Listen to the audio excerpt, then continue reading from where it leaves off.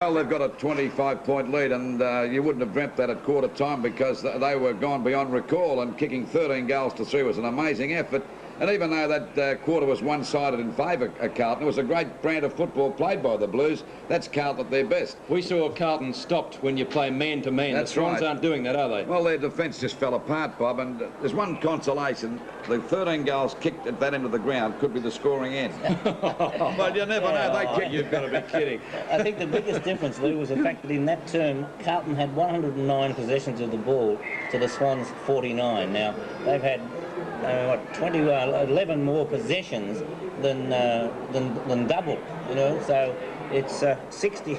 Would you mind explain that again to me? 60 more possessions for the quarter. Yes. Now that's more than South had for the quarter. That's right. So that's indicative of the amount of play there was. But they did shut Evans out of the game in the second quarter, and he was absolutely dominant. And Glascott going onto the wing. It was a bit of a surprise to see Glascott start on a half-forward flank and not his normal centre wing position. And he has come right into it. And I think if we talk about goals that really deserve a mention, it was that goal of Glascott when he stood on the wing, handball over the top, went on and took another handball back and balked and everything, and he certainly was a great player. But the whole Carlton side did respond, as we see some of the highlights now. Rhys Jones across to Dennis Carroll, and a good mark taken by Evans across to Stevie Wright, and he puts it down. And in that first term, it looked as though we were going to see the Swans possibly go away with it. And I do not believe I've ever seen a game of football where one side's kicked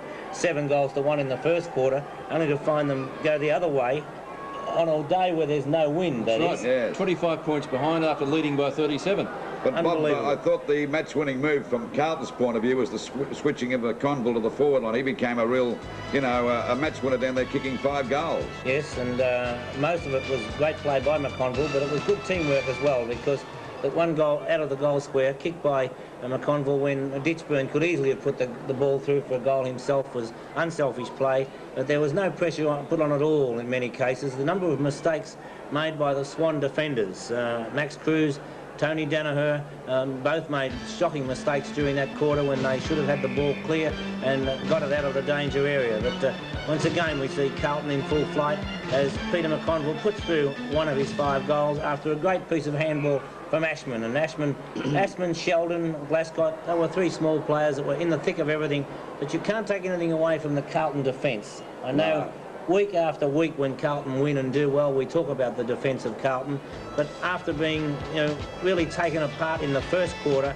they responded tremendously, and right now we see an absolutely great goal by Frank Marcazzani. Yeah, it was a superb goal. He showed speed to just take the ball away. He came across at such a rate that it looked as though the South players were standing still. Bob, there was a little bit of doubt about whether Madden would come up after playing so poorly in the reserves, but he's come through with flying colours today. Yes, I think they'd be very happy about the way that Madden has gone, and right now we see the wonderful agility of a player that's, well, 6'9" or 8 or 9, whatever it is, and he snapped that through. And Fitzpatrick also has, as the game progressed, gone from strength to strength. I heard he didn't play that well in the reserves last week, Bob, because he didn't know the names of any of the players. Well, he certainly knows them today, and he's been great at the centre bounces. And of course, as you said, Bob, I can't recall a game where one side's kicked 7 to 1, then the next quarter the other mob kicks 13 to 3. All right, well, remembering, of course, when there's no wind. That's right, not a breath of it today. 25 points the difference in favour of Carlton.